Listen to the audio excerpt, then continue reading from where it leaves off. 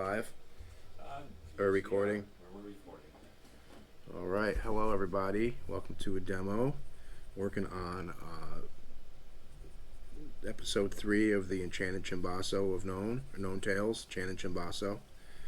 This is where we're back with Glim and Two Footier and Glim's possessive girlfriend Jenny, who's finally chased him down into this strange world. That's what we're doing today.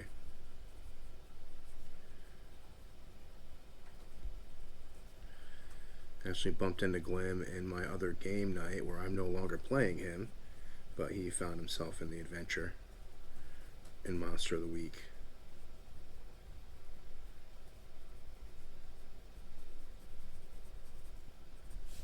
So that's what's going on with Glim.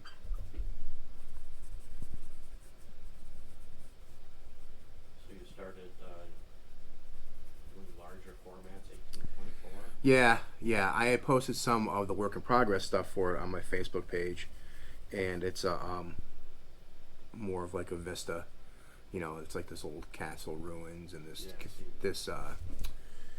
well, it's called in the story. It's affectionately called the Birthday Cake, and it's a large arena, sports arena that has these it's hewn from rock, and it has these sky boxes and these towers, and it looks like a birthday cake kind of.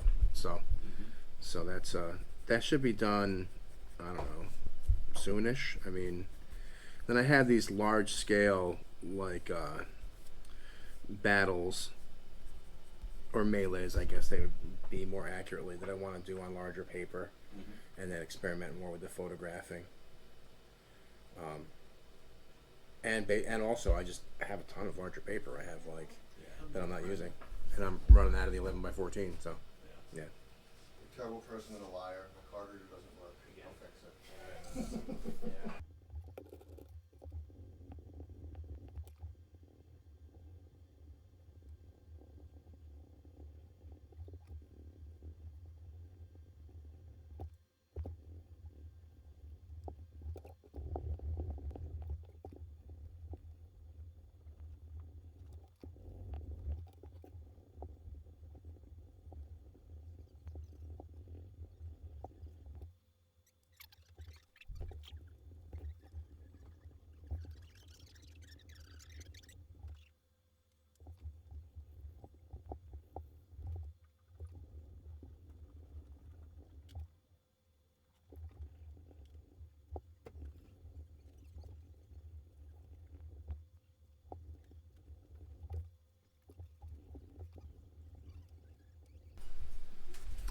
Yo, have you ever seen that show Making It? It's with Amy Poehler and Nick Offerman, who are Amy Poehler was on Saturday Night Live. They're both in Parks and Rec together, and it's this reality show. They're in those competition style things. They're in this big barn. It's this big maker space, and the competition is a maker's competition. So yes, someone gets sent home and it's a competition, but it's really lighthearted and fun, and very about sentimentality and why people make things, and they have these different challenges, make Halloween costumes, make this, make that, and you really get to know the contestants. It's really cool. I've been really getting into it. Is that on Tubi also? I think I found it on Hulu. Hulu? Yeah. You know, it's the same format as any other competition style reality show where there's human interest side and there's segues with the hosts and stuff like that. So they have access to all kinds of tools. Yeah, all kinds of tools, and it's staged much in the way as Iron Chef or one of those type of things where there's time pressure, and there's two judges, and they give them critiques and stuff. But it's no one's yelling at each other, no one's crying, no one's it's not high drama. It's literally crafting and making things. It's not Yeah, that's cool. Yeah, it is really cool. Some of the techniques they come up with are pretty wild. This one lady made her costume was, they had to somehow incorporate an optical illusion. So her Halloween costume is, she made this armature frame out of I think it was PVC, and then above that she made this flying saucer, and then she draped this long iridescent sheet, and then she taped a silhouette to that, and then made a little eye hole, a face hole, so her face was on top of the silhouette, and the costume was getting abducted by aliens. and it was really cool. It was very cool. Yeah. It's just this fun, lighthearted. Everybody cooperates and hugs each other and compliments each other, and it's not like.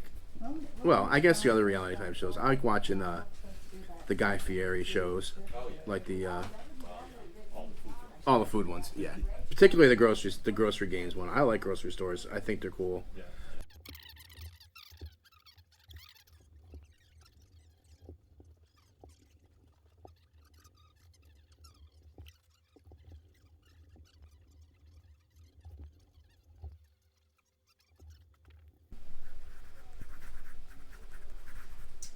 What's this page you're working on here? 26, 27 of episode. This is episode 3 of the Enchanted Cimbasso. Now that I'm taking forays into other stories, it's kind of not hard to keep them straight. But so this one is you met. Yeah. So this is Glim's girlfriend Ginny, and she's mad at him. Oh. She's been chasing him. She's mad at him. Yeah. Nice. Because he went off on this wild goose chase without telling her. But Ginny has saved his neck more than a couple times, so He'll eventually learn. I don't know. Glim's pretty stubborn. What's on the back? Oh, actually, I didn't realize I had this. I was rifling through like extra paper, and this is sketches for a map of Gnoghn. Oh, nice. Which I just saw it too. I forgot that this was happening. Yeah. But I'm not using that for this. Yeah, I don't know. I still like in this, as far as the map goes, I'm still kind of in sketch phases and describing things. So maybe that's a project I'll do on a larger page for it. But I don't know if this world actually exists as a sort of spherical planet. I think it more exists as a hologram or a computer simulation, but that is so detailed that it's got a life of its own. Right. So it's as if like computing got so advanced and programming got so advanced by either AIs or human supported AIs that when they rendered a world, they rendered it down to the rules of subatomic particles. Okay. Right? And that's how you can get magic into the world, is by writing code for like magical particles that behave in their own way, the way the electrons and protons behave. So it definitely leans on the buzz of simulation theory. That kind of new. That's not new, but and this idea that, and it's something that's kind of interesting. Like if this is a simulation, the program doesn't render things that I'm not experiencing, or doesn't render them to detail until I go and experience them, as if it were a computer game. Right. So it's rendering you because we're interacting. Right. When we part ways, in your universe, it won't really render me much, and in my universe, it won't render much. It'll just be sort of a packet of data and then as I'm going into the world around me, then it renders around me. Comes into view. Yeah, Into and detailed. thought, detail. Yeah. Everything that you're seeing, interacting with, becomes apparent to you at the moment. Yeah, but again, just like a computer game or code, renders a pixel. I mean, in the physical universe, the pixel would be the photon, the electron. In as far as information is concerned, it's essentially very, very, very high resolution pixels. Right. So just like a megapixel camera, it would be like Planck's constant would be how many pixels you would have in a cubic volume. Right. Yep. Yeah. So if I thought of that just sitting around, not and just musing about the world and drawing, then somebody already thought about it way ahead of me. And I think that's where the real fascination with things like simulation theory is coming in, is that it is a reconciliation of science and God. It meets at a Godhead point. And I think a lot of our current views are close, but not quite. Even evolution, as much of an evolutionist I am, I think it hints at things, but then there's like a step or two past that Yeah. that is more closer to the truth. Right. That we just don't know. Yeah. Comprehend Yeah. that. But this is where I've been learning my process, because I'm working when I'm asleep too, and different. I do different sort of things. Different in the dream world. It seems that different problems are addressed. Different natures of different problems. Whether I'm awake, it could be a horn thing. It could be a scale. It could be an interval on the horn. It could be a drawing. It could be the writing. But both now I'm thinking that successful artists go through this big, but I don't know, Steven Spielberg or whomever, big people. Not that I'm comparing myself to them, but there's no I'm not punching a clock, Right. with my work. Right. Yeah, yeah. There's no turning it on, turning it off. What's the other two characters you got going on? Oh, this is also so here's Jenny. Jenny's been chasing Glenn through wherever to Gnoghn. I'm not sure how long Glenn has been on Gnoghn.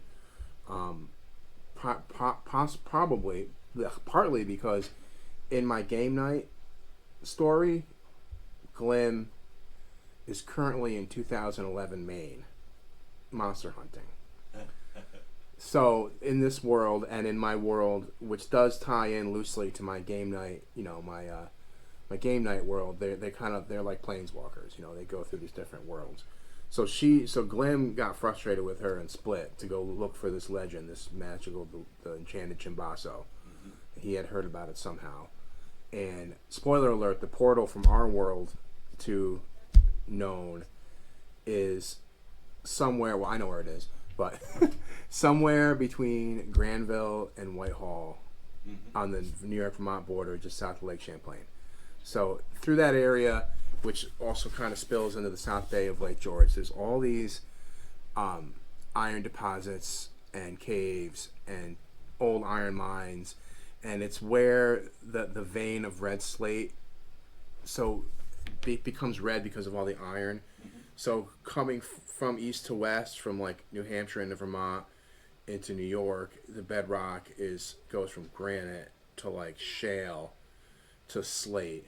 And in that region where there's all the iron that leaches in a little bit west of it from like Fort Anne and South Bay of Lake George, makes the slate red, which gives it that prized red slate quality. Well, between Granville and Whitehall, which I grew up in Comstock, which is by the prison, and then in Granville, there's this area, it's basically a spur of Appalachia, where there are people that live out there believe in aliens and Sasquatch, and there's Sasquatch sightings like in the South Bay of Lake George and the southern part of Lake Champlain and all that. There's weird stuff in that area, and I was camping there. This would have been in 2008, and it was in October. I was camping / living, because I didn't have a place. I was camping in this guy's.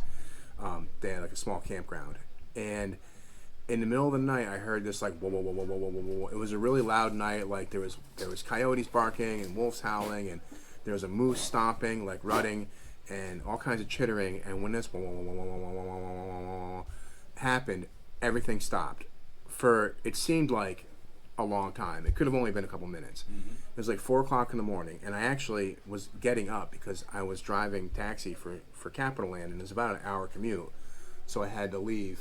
I'm sorry.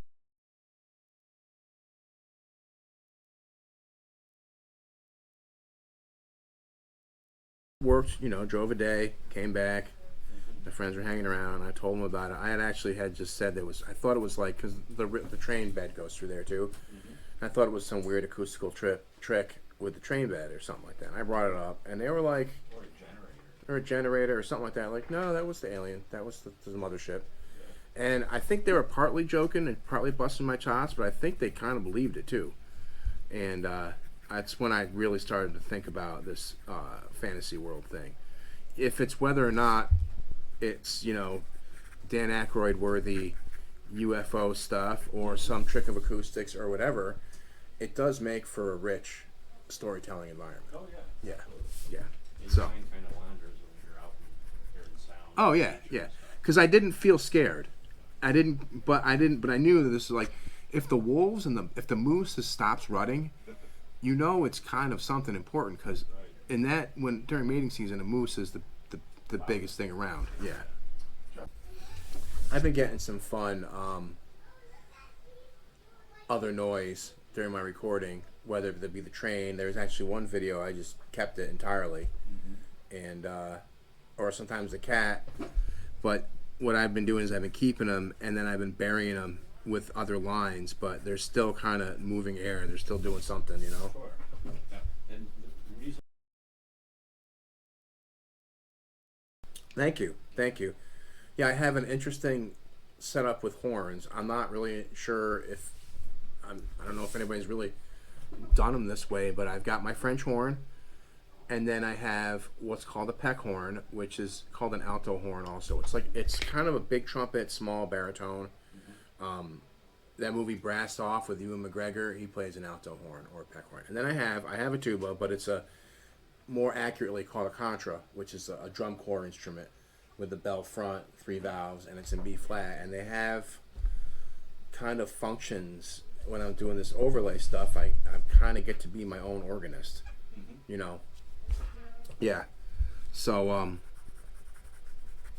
yeah, I kind of like how it's going. It's if anything, I don't ever foresee much writer's block in the sense, because I have the setup going, and Yeah, you're on a roll. I'm on a roll.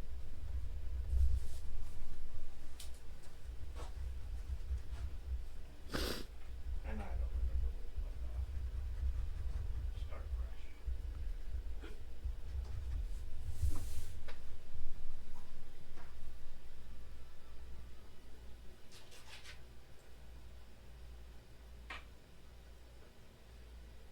So the 18 by 24 pages, those are a kind of part of it, but kind of separate from, so they're not pages of the book. No, it's actually a different story. Yeah, so the last one I posted, Roast Lamb, that's from the Infallible Device. Okay, so that's not part of the Gnoghn. It's a known tale, but it's a different. The Enchanted Cimbasso is one book. Okay. So there's 7 books in total. However, they end up coming about. They will weave in and out of each other time wise. Enchanted Cimbasso. Yeah. The Infallible Device, the Euphoria Engine, the Third Eye Looks Inward, Live from McFluffernutter's Cafe, Saul's Despicable Deed. I'm always listen. I forget one. Enchanted Cimbasso, the Third Eye Looks Inward, the Infallible Device, Live from McFluffernutter's Cafe. Oh, The Bachelor Who Married His Cat, the Euphoria Engine, and Saul's Despicable Deed. Yeah. So that 18 by 24 page is book. That is from the Infallible Device. Okay. Yeah. And it also introduces, just like Art the Rings Mansion, I both did a drawing of that for the Enchanted Basso and Roast Lamb. You know, he approaches it. The next one will introduce the sports ball arena, called the Birthday Cake. Okay. But it's this big arena, and there's across this bridge is this like complex where the sports ballers like stay, and then there's a big waterfall and a mountain and towers and caves and yeah.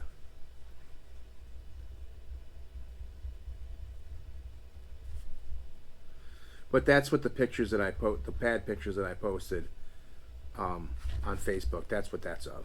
That's the work in progress. Yeah. And I finished the audio for it. There's not going to be any voiceover in that one. It just had this like 2.5 minute piece. Okay. Yeah. For music and yeah, and images. Yeah. That's cool too. Well, it's a big enough piece where it can be a lot of cropped things. I'm kind of kicking around using some of the work in progress pictures to show it as like a work in progress, or to do all of them the finished product. I don't know. It doesn't matter. Well, it does matter, but I mean, I've got. Not there yet. Not there yet. No, I've got probably. I hate to say things like time because it never ends up being the case, but Mhm. there's probably a week left of drawing. Yeah, I can't wait till we get to play this one. I know I can sun through and play the next and the next and the next one. I Well, want to see how it plays out. yeah, I. That's a good idea to do that. I'll do it later. My wife's gonna be like, "What are you listening to?" It's funny you say that because Jenny, when she comes up to Glenn, she's like, "How can you stand that infernal music?" Oh. Yeah. Because this music is swirling around everywhere, and Yeah. they figured out what it is, and it's this legend and all this stuff. And she's like, she doesn't like it. What is this infernal music? And he's like, "Look, Jenny, him and Horace, we love you." And then the next page is gonna be, "But we need our space." Inevitably, in any of the videos that I capture downtown or around the city, a fire truck or a police car would go by, and that triggers anybody really. It's such fire engines, a very distinct sound. So you have this nice kind of chatter of cars and birds, people talking. All of a sudden, Remember, it had to have been '03 because I was working at the paper. And remember when there was a baby bear in Congress Park Yep. that climbed all over the tree and stuff? Yeah, that was pretty cool.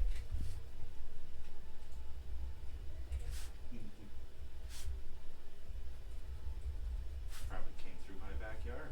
Right? That's what made me think of it. Yeah, it worked its way down because that was like where the parking garage now was just a parking lot, and what wasn't here yet at that time. I think all those condos on Railroad weren't there yet. Price Chopper, Huge parking lot. Yeah, there used to always be early in the morning. I would watch it when I would come into work. When I drove cab, I would often park in the old Price Chopper parking lot. There was always, I think it was actually a peregrine, not a hawk, that would nest in that big tree on. Is that Division? I guess.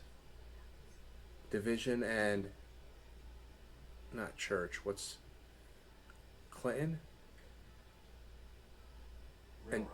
Railroad. Yeah, there used to be a pretty tall tree there, and there would be a hawk or a peregrine that would be up there, and every once in a while fly down and try to eat something. Yeah. Have its little babies and stuff.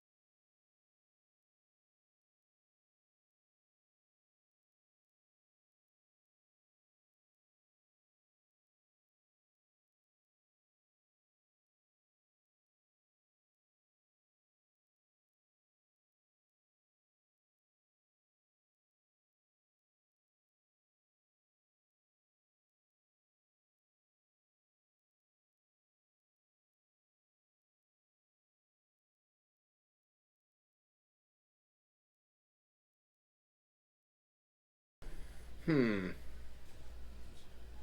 Uh-oh. No, I'm not stuck. I just this actually took shape a lot quicker than I thought it was going to for some reason. Uh-huh. That's good. Yeah. Yeah, I'm trying to make my pieces more efficient without like phoning them in. Mm-hmm. So the last video I did, the drawings are like they're not full bleed, and they have a scribble kind of thing going for them. And I like the look as much as I like the full bleed, really really detailed look too. You know, but I do want to like push my pace a little bit. Yeah. because I like being able to post something every couple weeks. Right. And recording wise, it's easier for me to do. I've got way much more experience playing horns, etc. So that part doesn't seem to take as long, and I have files that it's just sitting there in front of the computer and just plug in the mic and just make files. So because I'm not. Again, I know this stuff has a pace of its own, but I'm just trying to make the drawing a little more efficient. That's all. Yeah. After a meltdown, tackle this one later. I have no idea. But it had the lady, which I didn't realize that this was a single artist, but that comic book Elf Quest, which is like really detailed. Like it's all one person. And lo and behold, in her 20s, she got stricken with rheumatoid arthritis. And how did she deal with it? She just drew ElfQuest. Everything, all the lettering, all the paneling, all one person. Had the time. And I'm that way with my illness. I'm often sick, man. I'm often having a hard time getting out of bed. Yeah. But I don't seem to have a hard time playing my horn. No. And I don't seem to have a hard time drawing. Right. I might have a hard time getting out of the house, but, it seems... Now, where I would have a hard time, and I'm sort of fortunate that I'm not in this position, would be a performance schedule that involves commuting, that involves a lot of rehearsing, that involves, work. The part of work that isn't the job itself, the commute, the grooming, the putting on your game face, not babbling at people, or getting a correct amount of sleep at the correct time. The part of work that is, I guess, I don't know, taken for granted, or has nothing to do with the task at hand. No. It's the showing up part. Yep.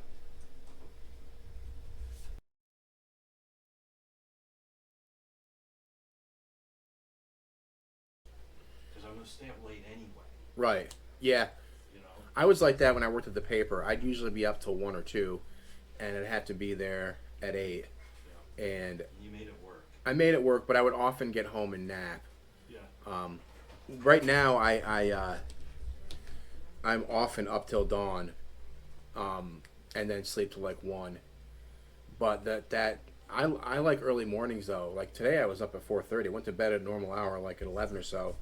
Got up at 4:30, had coffee, and sat on the porch. And because I was worried when I booked this with you the other day, that my sleep schedule was so crazy that I wouldn't be ready.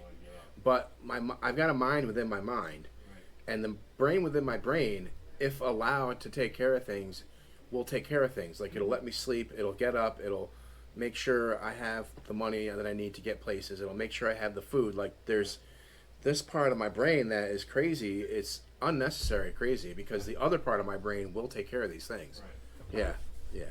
It's like you hear that in a lot, and especially, well, I hear it a lot in playing and teaching in pedagogy, the idea of getting out of your own way.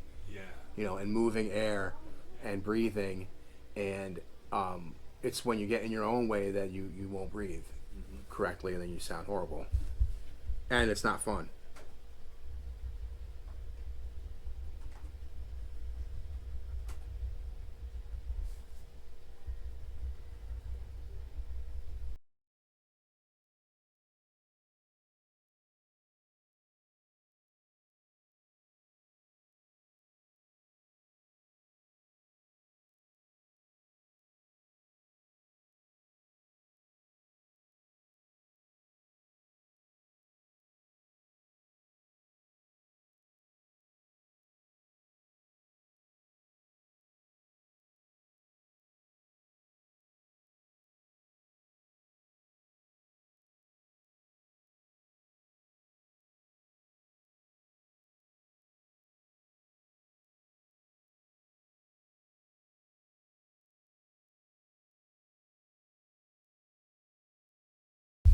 Well, the beauty of the information age, I think the biggest beauty, is basically electrons are free. Right. So, for me to, as basically living under the poverty line, right, disabled, yet I have a laptop, a microphone, an audio interface, and 3 horns, and I can multi-track all night long. And where X amount of years ago, studio time and an engineer and this and that and tape and this and that and the suits. And so I think the same thing with like your project. Like you won't have to buy film. Nope. Same thing with the digital camera. Electrons are basically free. Yep. You know, or they cost so little by storage that they are free, and it costs you nothing to put them up on YouTube. Nope. And it's YouTube makes it. You found a Waldo? Yeah. That's funny. Whoa, are you drawing that? Yeah, actually, this is my book. If you want to look through it, you're welcome to. Whoa. See ya, you wanna give your sheet? See ya? See ya? Right over Oh, just like a go around town find things kind of Yeah. competition? Yeah. Oh, gotcha, scavenger hunt, yeah. Also known as the scavenger hunt. Oh, two more. Sorry. Whoa, this is my favorite one. So Is that page 6? Yeah, that one's my popular page. Which one? That's an important. Yeah, I have them. Here's my info. I have a YouTube channel where I make these into like videos. The whole big fantasy world story. playing right now? good idea. Is that Thank you. what's playing right now on the screen or something? It's one of us. There's a bunch of us that do these drawing demos here. Yeah. So and I also do the voiceovers and play horns. Oh, nice. Yeah. Oh, Yeah. okay. It's kind of weird. It reminds me of Right over there, I did. movie Yeah. back in the 80s, Oh, yeah. Oh, okay. 70s. Can I please Wow, they got get pink that? Kind of reminiscent of that. He does the voiceover, all the voicing, all the music, Yeah. dubbed in layers. Yeah, multi-track and stuff. Yeah. Really cool. Yeah. Did you get your sign? Did I sign yours? Did I? No. Oh, no. I did. You're all set. Alright, Can did you I say thank you? please No, get- we're not kidding? Alright, thank you. Have a nice day. You too, thank you. Book if you want to look at it. Wow. You want to see the stuff? I have a YouTube channel where I make these little videos at it and do wow. overdubbed horns and voiceovers and stuff. Wow. So here's my info. Just want to look it up on YouTube. I've read the bubble page. So the whole thing. Cool. Thank Yep. you. Thank you.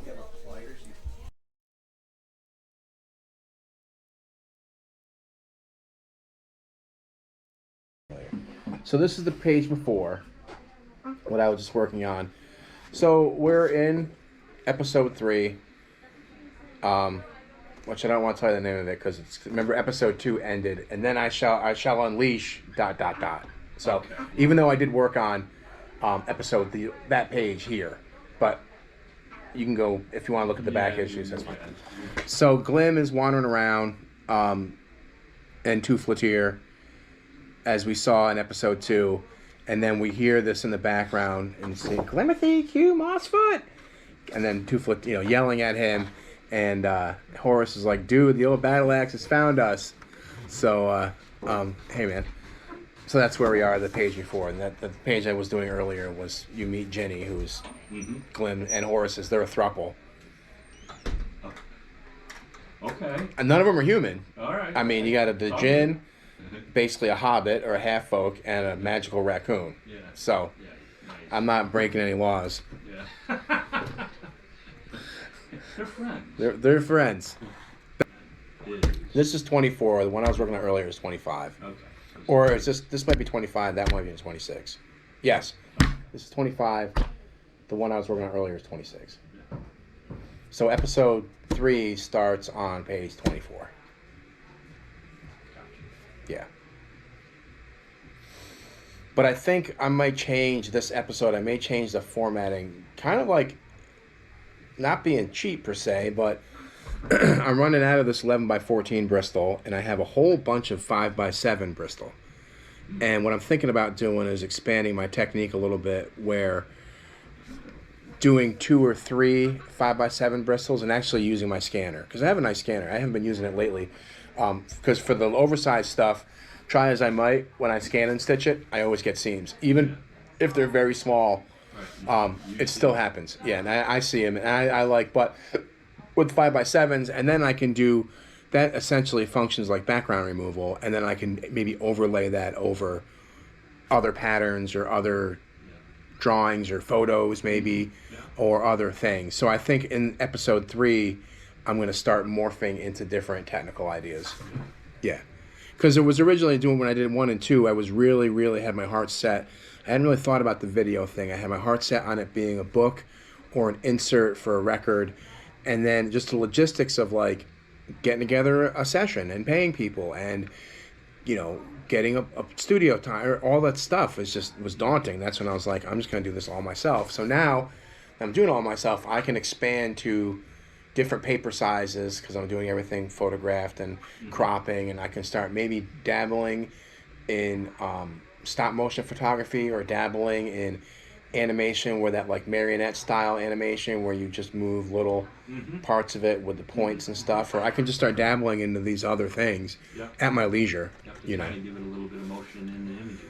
Yeah, maybe just turning a head or just maybe like an eyebrow or something, because that stuff I know how to do that. You can do that with open source software too. Sure. Yeah. Oh, that sounds cool.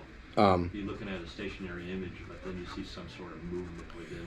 Yeah, or maybe something like the same image, but just almost like cell animation style, where there's clouds moving in the background. Yeah, which is all stuff that I can, at the very least, have the gear to figure out.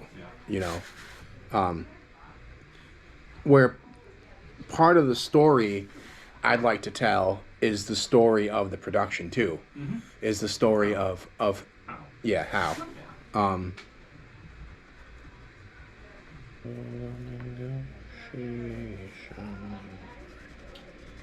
Still going out and photographing your area? Yeah, a little bit here and there. Yeah. Been kind of a homebody lately. Yeah. I remember how the flavor of that park really shifted when they installed the cameras. It's when I had first come back up here from Albany, and I just remember like hanging out in Congress Park late at night was like, it was a little bit, there was some whatever mischief, but it was just a much groovier. And then they put those like faux bird houses that house the cameras, and they put like 100 cameras around town. It really changed. It just really changed Saratoga for me. Yeah. I mean, I guess, I think as an older person, I respect the need to protect property and the value of the property and people's businesses and vandalism and all that kind of stuff. But at the time, I was like, I guess, offended,